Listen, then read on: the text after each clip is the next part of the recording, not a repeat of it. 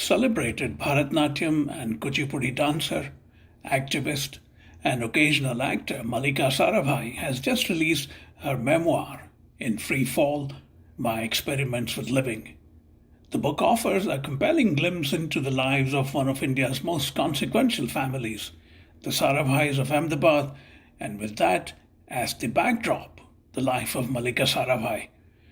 Growing up under the remarkably high achieving parents, the pioneering space scientist and institution builder Dr. Vikram Sarabhai, and the iconic and innovative danseuse Mrinalini Sarabhai, Mallika was surrounded by an eclectic mix of cultural, artistic, academic, and Gandhian influences, all of which she has imbibed. To get a flavor of what that part bohemian but fully urban liberal artistic life has been, Mayank Chhaya Reports spoke to Dr. Sarabhai, who holds a Ph.D. in organizational behavior. Mallika Sarabhai. ये क्या रंग जीवन में. Do you remember that song? Yes, I do. I guarantee no one would have started an interview with you with that song ever, right? It was a nice song. It was indeed. We'll come to that 1973, your debut film, Sonal, but I want to start with your book because that's the purpose why we are here. I spent 4 months of nothingness sitting in this chair with my legs propped up on the windowsill, looking at the river and asking, why? Why did Papa die? Why did this man let me down? And then, in a eureka moment, I woke up one morning with a single thought.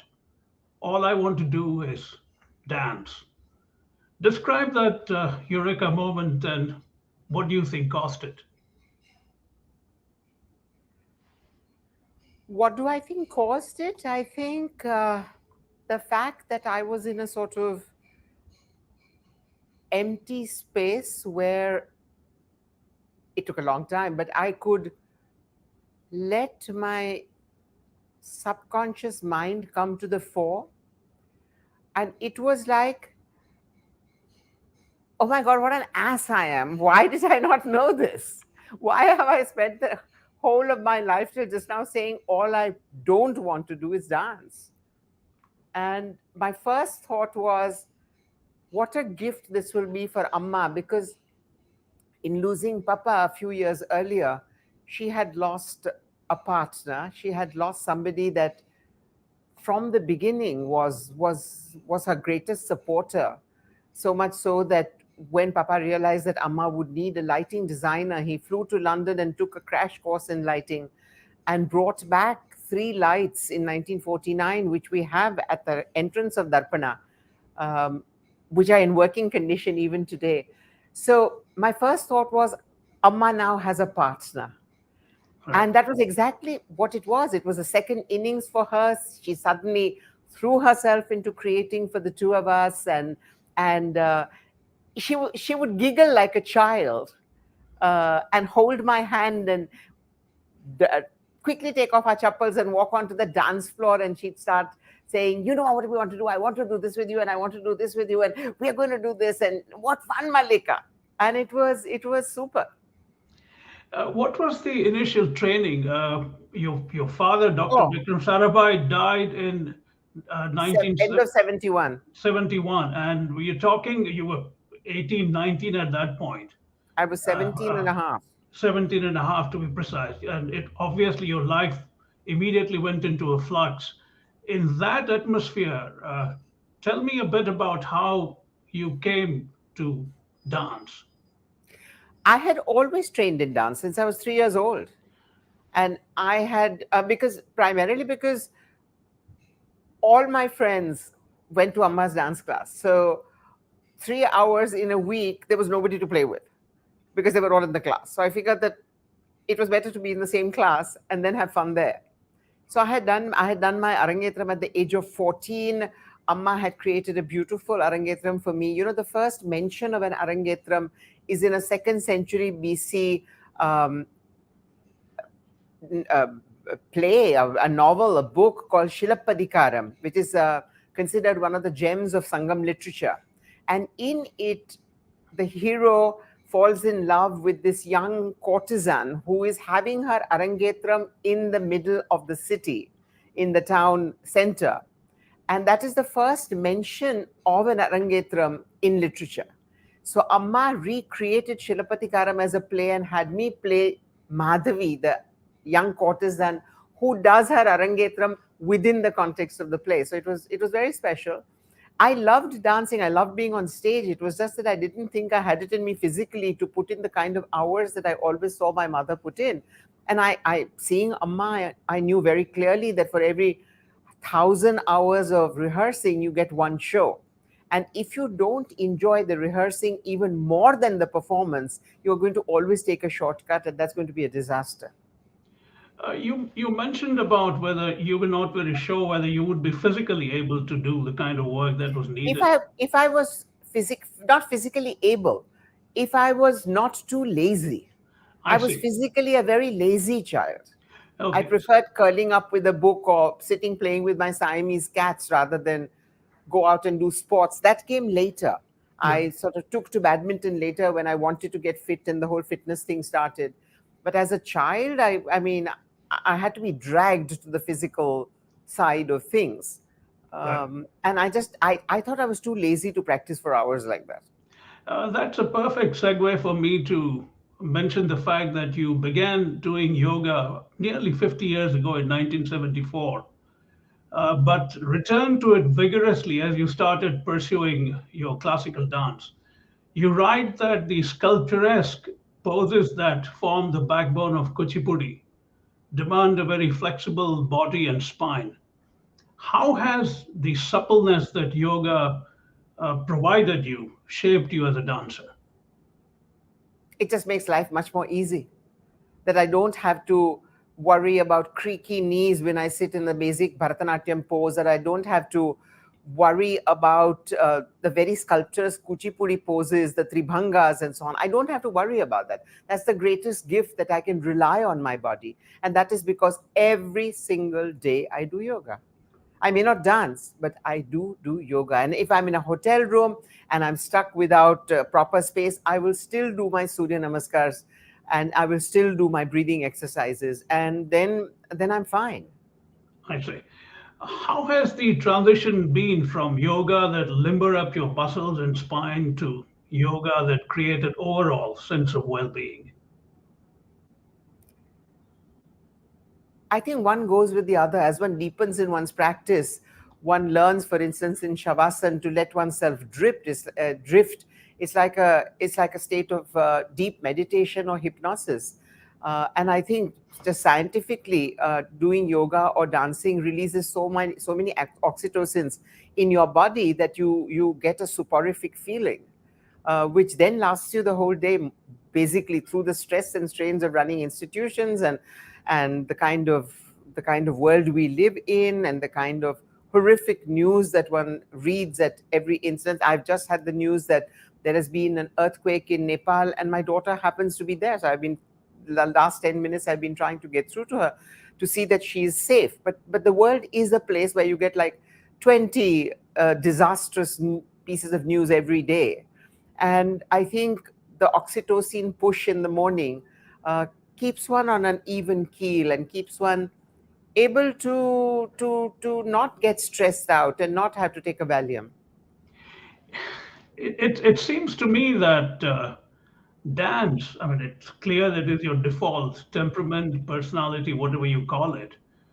How does that influence your physical and mental conduct with people? I'm even interested in your body language when you interact with someone one on one. I've seen you many times.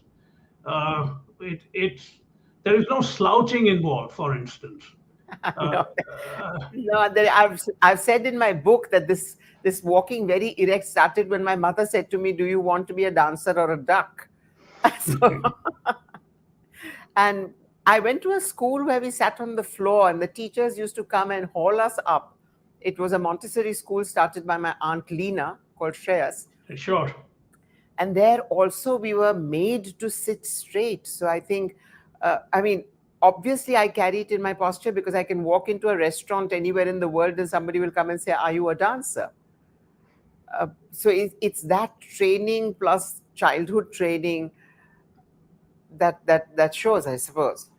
I have personally seen that when you visited Silicon Valley a long time ago when I used to be there. Yeah. And you had a concert, I think, was it San Jose or Santa Clara, one of those places. And I remember when if memory serves, you were wearing something in black for your performance. And when you entered the hall, about a dozen or so people who had not settled down in their seats, I think they were struck by the way you walked in. It's something that I've noticed for a long time now. Is this typical of all dancers, or it's typical of those who really take it very seriously? I can't comment on that, but in one of Peter Brook's most famous books, it's called The Empty Space. He writes that an actor walks across an empty room and has to create. Right.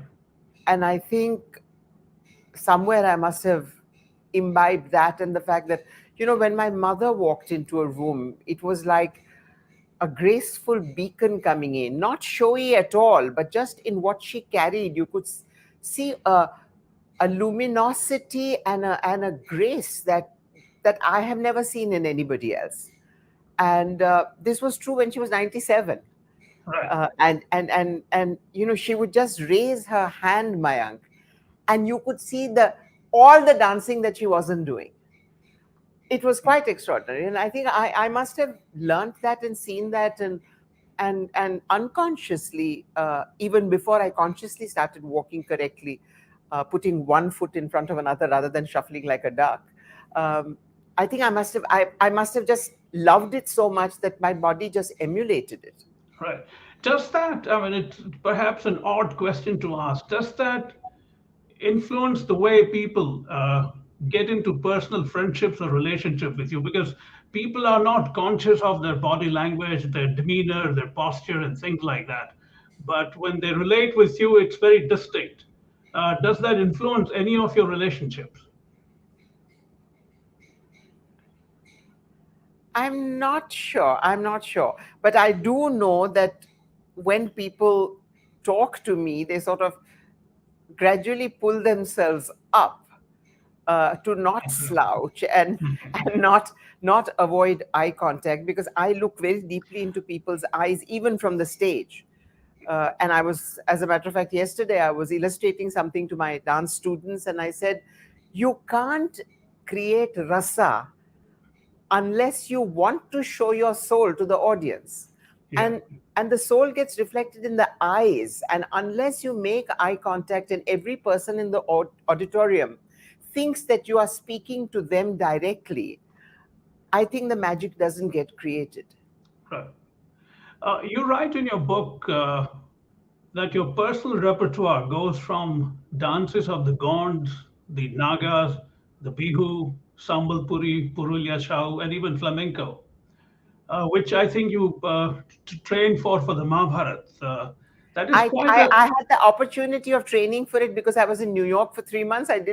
I was the only person in the entire group in the Mahabharata who was not allowed to dance. I was the only dancer. Everybody else danced in different scenes, but Peter was hell bent on not letting me dance. I see. That's quite a diverse collection of dance forms to sort of imbibe from. Now, when you do your classical dance, do you worry or not whether any of these might creep in a little bit? No, because Amma didn't let me learn a single style besides Bharatanatyam till I had done it for 15 years. It was only after it was in every cell of mine that I was even allowed to do Kuchipudi. Now, it's funny because a lot of bad Bharatanatyam is like Kuchipudi. For instance, this is how you hold the basic hand in Bharatanatyam. This is how you hold it in Kuchipudi. So if a dancer is tired and does this, it becomes a Kuchipudi hand. Right. Or this is how you hold the Dola Hasta in Bharatanatyam, very straight elbow. And this is how you hold it in Kuchipudi. If you get tired, that's what happens. And because Bharatanatyam is Dvibhanga and Kuchipudi is Tribhanga, the basic stance and postures have to be very different, but you can mix them up. I know a lot of Bharatanatyam dancers who stick one hip out, which is Right. Kuchipudi, it's not Bharatanatyam.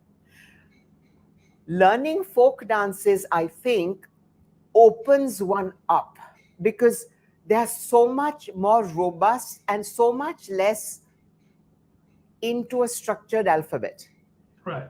And a lot of my very uptight students, I force them into learning folk dancing, especially the more robust things like the gond, Right. just to loosen them up. Right. You know, the way you describe Bharatanatyam versus Kuchipudi, it almost seemed to me as if while Bharatanatyam is a little more structured and maybe even more disciplined, Kuchipudi is like a sort of an impressionist painter who just has these loose strokes. Do you Am know I why? right? Yeah. Do you know why Kuchipudi got born? No, tell me. Okay, 15th, 16th century, the Maharajas are ruling what was then Tanjore and Andhra, what was not divided up into the states, the Pallava rulers and the Sarabhojis and so on. Right. And the Maharajas called the dance teachers and said, you know, Bharatanatyam is very beautiful, but it can only be understood by the educated. Oh, I see. But the moral tales of good and bad and what is right and what is wrong actually need to be taught to the uneducated. So take Bharatanatyam and repackage it so that it becomes very appealing. So Kuchipudi was born to be appealing to the masses. It was perhaps the first packaging marketing job that Nice. package it differently, make it sexy and saucy, make it double rhythm and double very fast so that people get attracted to it, but the stories are the same. So you are still imparting, but it's Right. not all bhakti bhava. It's very playful. Right. And therefore, even today appeals to lay audiences more than Bharatanatyam does. Yeah. What is your, I mean, you are trained in Bharatanatyam, but what's your personal preference left to you? Would you rather uh, do Kuchipudi or Bharatanatyam in Uh, order to relate to the I, audiences? I have done so much with Bharatanatyam and taking Bharatanatyam into contemporary work and using voice work and using visual work and so on, that today my Bharatanatyam is also very communicating. But as Right. I was growing up for the first 30 years of my career, I think, uh, there was a playful side of me that got very happy with Kuchipudi, and there was a deeper spiritual side that grew as I grew older that became Bharatanatyam, that sort of Right. related to Bharatanatyam. As I have progressed both in age and my career, I fall more and more deeply in love with Bharatanatyam. I see. You know, in Indian classical singing, which is remarkably open to individual interpretation and style, and in the process, a lot of these great singers end up creating what might be their own distinct genre or school. Does that happen? I think it has perhaps happened with both you and your mother and some other dancers. Is that an accurate view of mine? Well, Amma did much more than that. You know, Bharatanatyam is a dance of Shringara, which talks of love and devotion and the Atma and the Paramatma joining together and union, the ultimate union that some call nirvana and some call consciousness or whatever. And Amma always felt that she wanted to use this very, very communicating language to talk about things that bothered her, to talk about things that she saw around her. And so she took the alphabet of Bharatanatyam and the alphabet of Kathakali and started talking of things that were very contemporary, starting with 1949. So what was contemporary then? In 1963, when she was learning Gujarati from a teacher who was teaching her through newspaper, she started reading about young girls in Saurashtra jumping into the well to kill themselves. And she spoke to her literature friends, Jayanti Dalal and Umashankar Joshi and Niranjan Bhagat and people, trying to understand what this was. And she was told about the dowry system and how these young girls were escaping from a terrible dowry situation where they did not and could not go back to their parents to ask for more dowry, but were being tormented. And she used Bharatanatyam without the lyrics, using the bowl, the shoulders, takadinatam, which are actually abstract and reflect the sound of the percussion. Right. But because she wanted language not to be a barrier, she used them and put emotion into them. So, for instance, the story was of a young bride coming into a village and the village women gossiping about her and saying,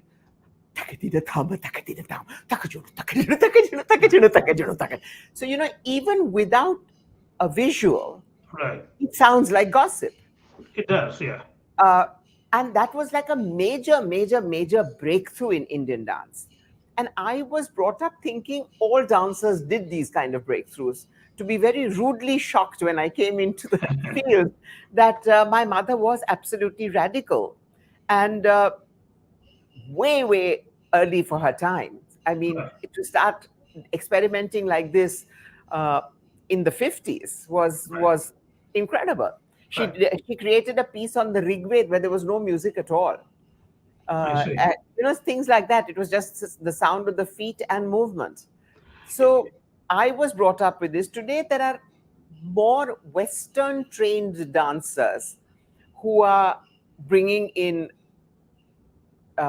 diversity, but there are also now with Instagram and with material so easily available on your phone, more and more Indian dancers are using concepts of Western choreography and doing some very exciting things, Right. group choreography and so on. It didn't exist. Rukmini Devi was the first one who started working with groups. Otherwise, Bharatanatyam was a solo dance and was done in the sanctum sanctorum. It was done facing the deity so that the audience only ever saw them from the side or the back. And it was Rukmini Devi who turned this around and Amma who took it forward. Amma expanded it. Said the sanctum sanctorum is very small, the stage is very large, so make your movements larger, go further away as you go. So, these were also spatial differences that came into the dance. Right. But it's still relatively a very small number who are doing this. It's very difficult to make a name for yourself today. It's very difficult. I mean, you can become an instant sensation doing the boogie woogie or whatever on Insta. I'm not talking of that. I'm talking of serious classical dancing. Because because there's a lot of competition. B, because there's no money for the arts. So the young artist usually ends up paying an organizer to show his or her art. And that was not the case when we were there. There were big festivals, and if you were spotted as being talented, you got invited. Right. It's become very, very much more commercial and with less money coming into it. So if that is the case, then people, it's to experiment and to push the boundaries till you have made a name for yourself becomes difficult because people are not going to invite you anyway. Right. Let me shift gears a bit because I want to come to the book, which is the main focus of my conversation with you. You grew up in the India of the mid 1950s and early 60s in a household full of very high achievers who were also all committed Gandhian in many ways. What are your memories of that India, especially with the towering presence of your father, Dr. Vikram Sarabhai? He wasn't a towering presence for us. He was just Papa. And Amma was just Amma. In any case, Amma was much more the towering presence because she was out there on stage and she was being feted around the world. And Papa was a scientist, but Papa was Papa. What was fun and what was, I think, life-defining was that as children, Kartikeya and I were always encouraged to interact with guests. And the guests range from Sir C.P. Snow to Yuri Gagarin to the Bolshoi ballet dancers, to Merce Cunningham, to Robert Rauschenberg, to John Cage, to, to Badshah Khan, to, an entire gamut of people. And we were actively encouraged to talk to them.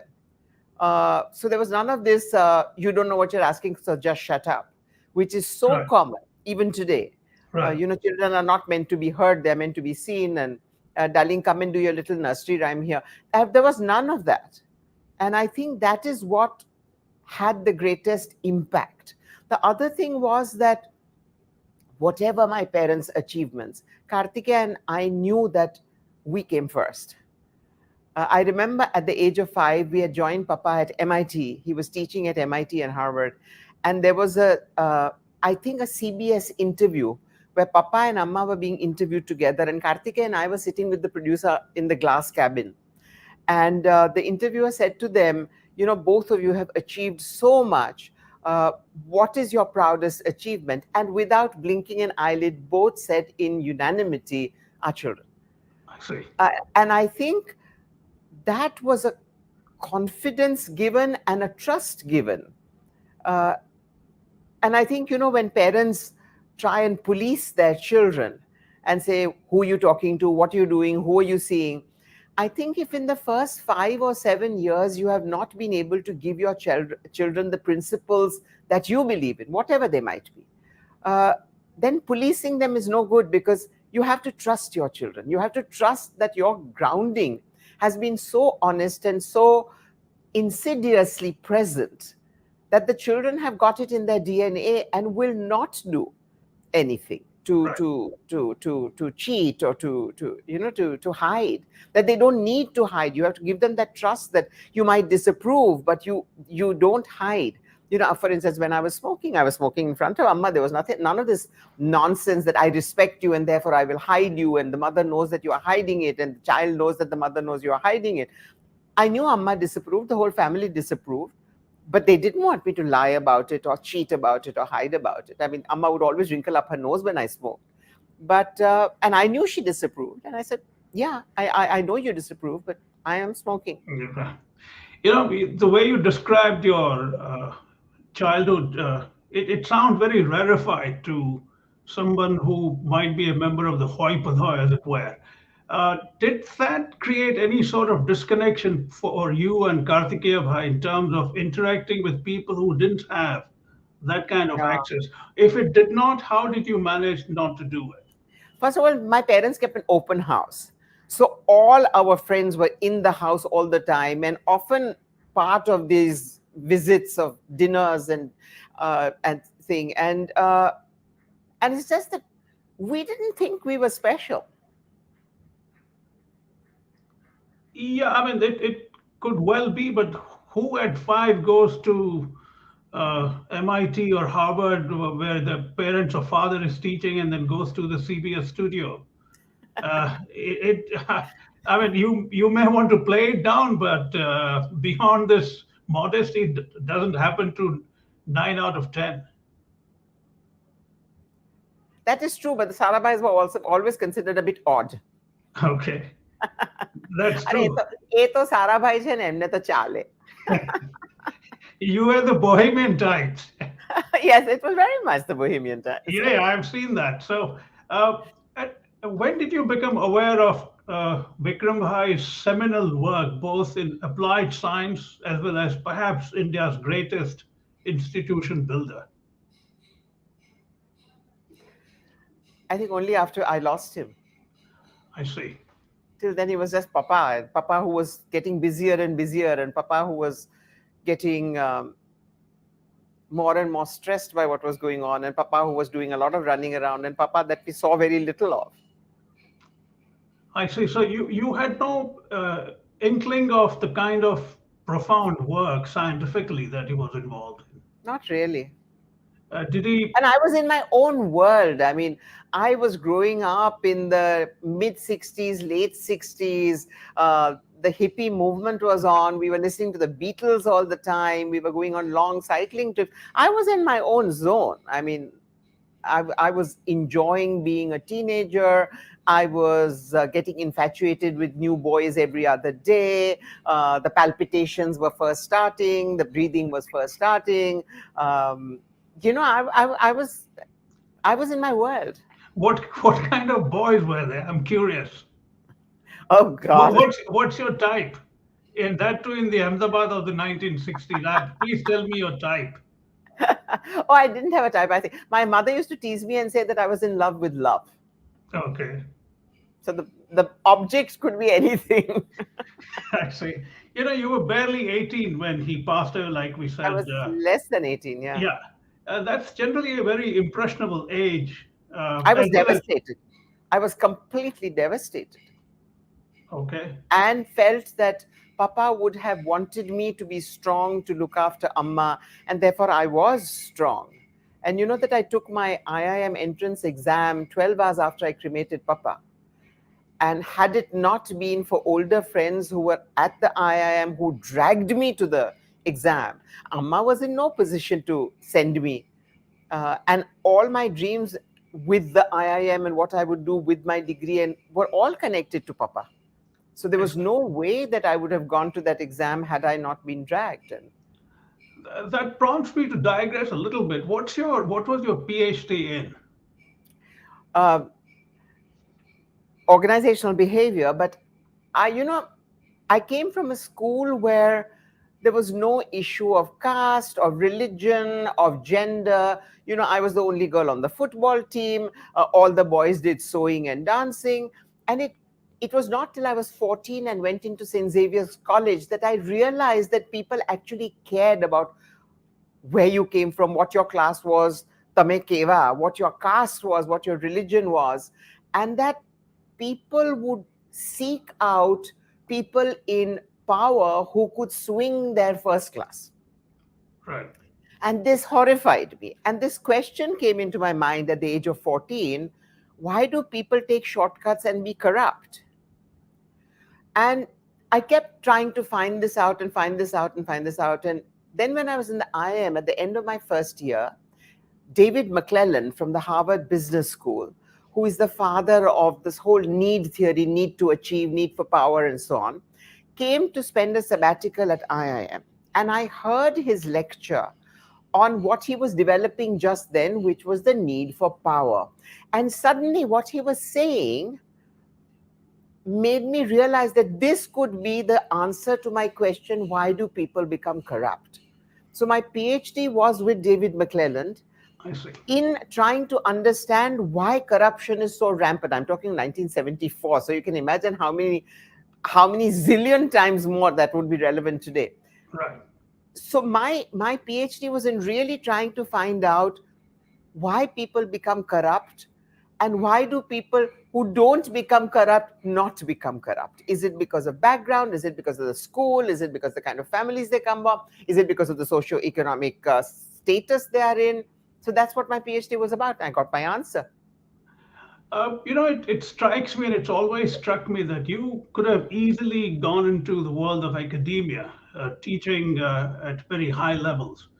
Why is it that you didn't do it? I understand your preoccupation with dance, but couldn't you have done some of it simultaneously? I am finally teaching at Ahmedabad University now. I teach a course called Janavak, the Voice of the People, to try and counter the McDonaldization of India that is going on. I take my class on a virtual journey of the hours of Nagaland, the Gonds of Madhya Pradesh, through dance, through literature, through music, through weaving, through all their things. So I've become an academic, but I have to say that I like teaching people, but I don't like teaching. I see. Well, So I've never taught at Darpana. I only work with senior dancers or senior students who need something. I don't think I have the patience to teach on a daily basis. Right. Once again, to shift a bit, liberal pluralism with dollops of Gandhian values were the values in your household when you were growing up. We are now at a stage where those are scoffed at, dismissed, derided. Especially you live in Ahmedabad, which has over the decades become rather hostile. Although Ahmedabad has great liberal plural traditions even now. In the past. I see there are still pockets where people are able to reconcile. But my point is, how do you navigate living in Ahmedabad, the kind of atmosphere you encounter now? When I took up the case of the Muslims after the genocide in 2002, I was ostracized in Ahmedabad by people who had seen me growing up, by people who knew what I stood for, people who knew my family. The press went to town calling me the whore of the Muslims, saying that my father would be turning in his grave because of the positions I was taking, calling me anti-Gujarat, anti-India, anti-Hindu, and all of that. So a lot of the ostracism started then. Then a series of cases were filed against me by a series of They were not called bhaktas then, but they are today. Uh, and I spent 2 years going to the police station, having my passport taken away, becoming a pariah. So a lot of the chaff of social life fell away then. And I was very happy about it.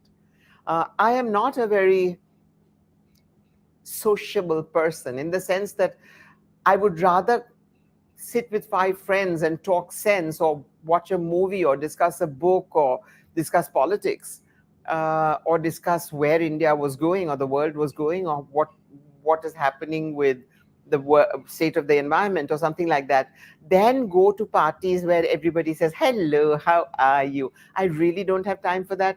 I had to do it because I was in a public career. A lot of that has fallen away. So my friends tell me I don't live in Ahmedabad, I live in Darpana because we have a theater here. I call the world here. I watch performances. I talk to artists. Yesterday, Devdat Patnaik was here to give a lecture in our series called Detox. And I spent the evening with him.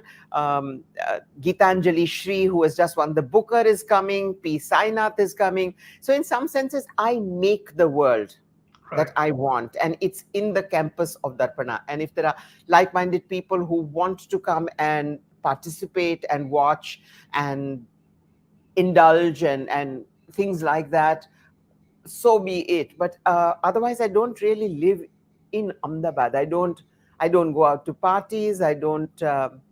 When I'm on tour, I have to do it. I mean, if I'm at the Tata Lit Fest next week, then I'm going to have to go to the party that is being thrown for the writers.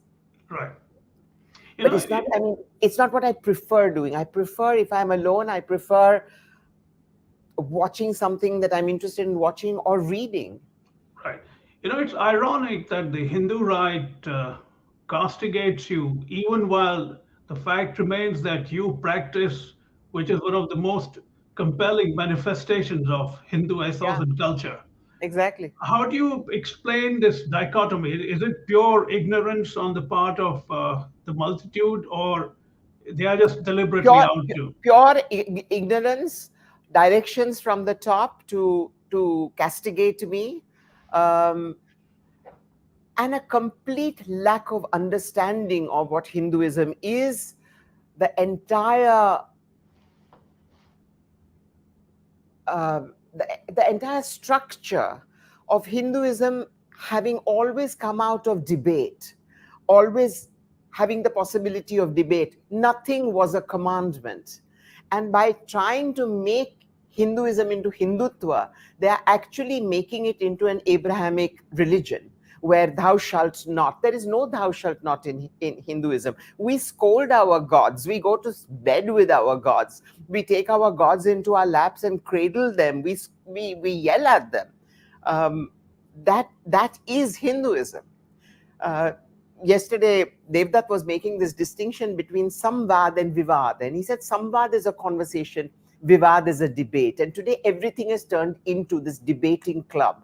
And samvad is what gave rise to the Vedas, gave rise to Vedanta, gave rise to the Bhagavad Gita, gave rise to all the spiritual books. And yet is absolutely not allowed. You are shot down. Right. But the Hindu right argues that for far too long the left liberal class has lorded over, as it were, India's national thinking, and their rise, that is the rise of the Hindu right, is a sort of a historical corrective. What do you think?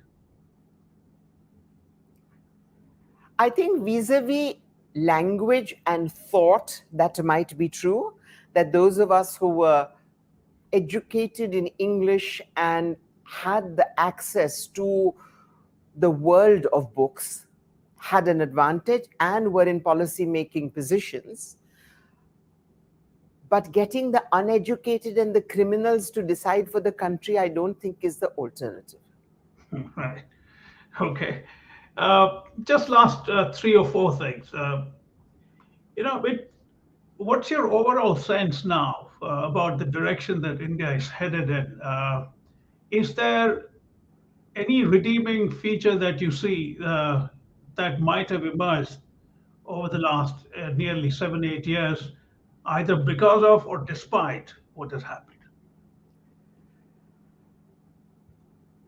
the redeeming features, and I have to say that I cling to them, is in, for instance, in the corporate world, many more young people are asking the corporates before they accept a job what their policies on the environment are, what they believe should be the rights of back end workers sitting in another country or sitting in a poorer country, what their corporate responsibility is. Are they following the triple Ps or not, on the one hand? On the second hand, I see a lot of young people questioning the meaning of the life that is laid out, a, a life of capitalism, a life where you are only worthy of respect if you have an Audi or a Mercedes, or depending on what you wear. I see more and more young people, and I interact with them, uh, and I see young people taking the decision to go back to their roots to try and make a small change there. So going back to the panchayat, for instance, and saying, Right. we will go back trained to our village level and see if we can make that difference. Right. You know, having been in the political arena in the 2009 elections, I know just what a old boys club it is. When an independent like me stands up and is getting a lot of attention because I'm actually meeting people and keeping notes about the woes of every single person I meet, then the two big parties instantly join together to squash me. Right. And in a situation like that, where political financing is becoming more and more obtuse and more non transparent, I think we need to start at the grassroots level, at the panchayat level. If we get into the local bodies, can we make a difference? And I see a tiny bit of hope in that. I mean, somebody like our young man from Vadgam uh, uh, is trying to bring that change. And I have a friend in Assam who was put into jail by the government for standing up against the CAA NRC, and he fought from jail and he won. And he is an activist and an RTI activist who is really bringing about change by empowering people. And I think it's going to be a long time before it comes to a stage when it will make a national difference. But I do see, even in Gujarat, people at the ground suffering. You hear every day about entire families committing suicide. Now, if Gujarat or India was so wonderful, why are people clamoring to get out and go to Australia or New Zealand or Spain or wherever? If we were in such a great shape as the advertisements tell us, why would entire families be committing suicide? Right. You know, You know, so sorry, go ahead. I do see a dissatisfaction. Whether that dissatisfaction gets translated at the time of the election is a question mark. I don't even believe that the EVMs are not rigged, because I have seen so many scientists show how EVMs are rigged. And I see. EVM rigging doesn't have to be. I'll tell you a simple thing about that happened in my election. You know, we are supposed to have a secret ballot. What is the secret ballot? There's a table and there's a little cardboard division here. Now, Congress and BJP were 1 and 2 on the electoral machine. I was number 50. If I'm Right. standing and if the covering of the cardboard is only till here, then you can see from my elbow whether I'm going there or here. And there are gundas from each of the parties standing there like this, looking at you. And you know that they have the power to raise your jogi juppi tomorrow or to pick up your daughter and rape her. Where is the free will in voting? So you don't have to rig an EVM in the actual sense of the word, though I think that is also happening. You know, we were supposed to have a paper ballot as well as the EVM for the last couple of elections. It's never happened. So, you know, on that front, I don't know how much hope one can have. Yeah, but these are the shortcomings of a democracy, it happens in this country. I mean, they've gone to the absurd level of looking at every Chad in a paper a ballot.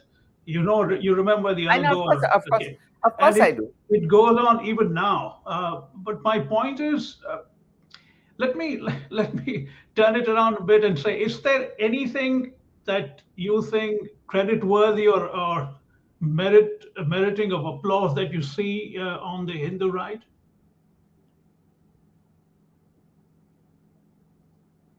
No. Yesterday, I Okay. was having a discussion with my grandniece, and she said, yes, but they have done some good things. I said to her, if you were being gang raped and the rapists also were nice to their dogs, what would matter more? Well, yeah. And to end I mean, on some, to say an old cliche, Hitler was a vegetarian. yeah, sure. So, To end on a somewhat cheery note, I was thinking about your first movie, Sonal, in 1973.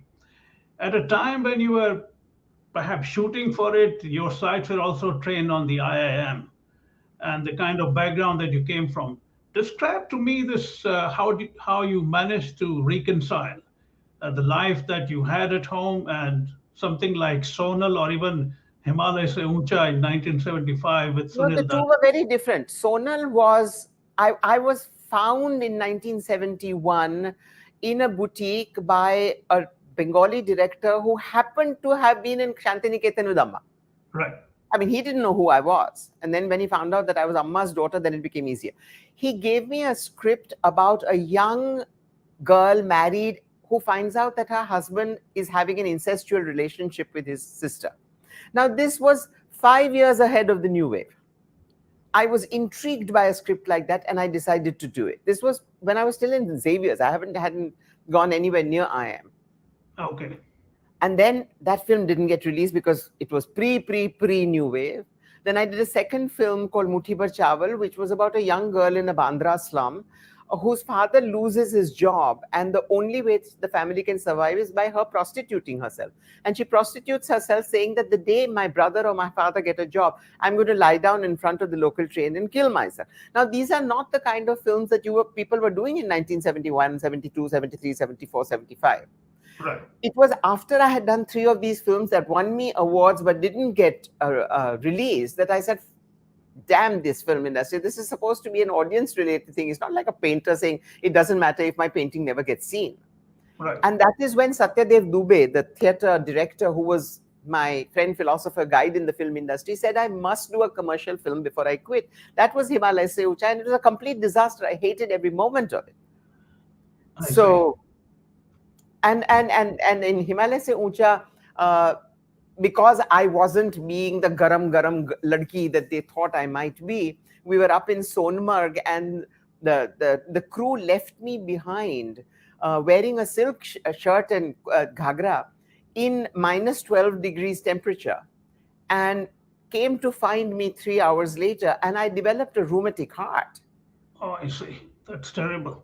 And this was when I was in IM. When I signed the movie, I said very clearly that I can only do it in my holidays. I can't miss a single day of the IM. Then I developed a rheumatic heart. So the doctor said, you can't go up to the mountains. Then they started making all kinds of stories about me, saying that she's stuck up and she's this and she's that. So I got a really bad name about that. Then we finished the film. Sunil Dutt was my co-star. And the distributor said that Datsab, she looks like your granddaughter. And Datsab said, cut her out of the film. So the film made no sense. Yeah, So, I mean, I saw the visuals. Even I thought that, and you probably were at that age. Given your looks and swag, you could have been exactly like what Zinat Aman became, or even to some extent Parveen Babi became. Did you, in that context, ever come in contact with someone like Dev Anand, who might have just picked you up? I didn't want to be picked up. I did not want to be picked up. I had no intention of giving up my education to go. I was doing it for fun. Yeah, but even for fun, you could have Babi was a interacted. classmate of mine. I know. In fact, let me tell you this: when I was growing up, I'm a bit younger than you.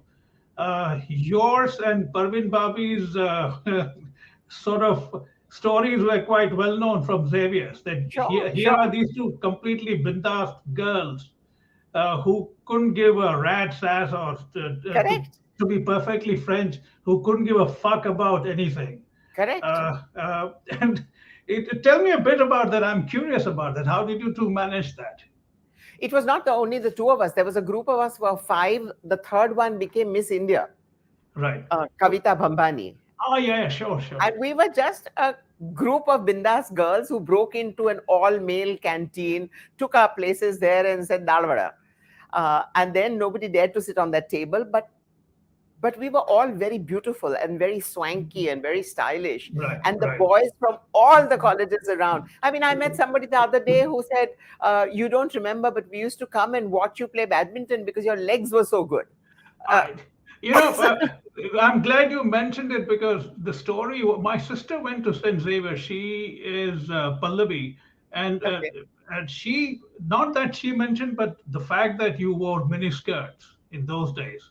And you were, I mean, clearly you were lusted after all these testosterone Absolutely. driven boys.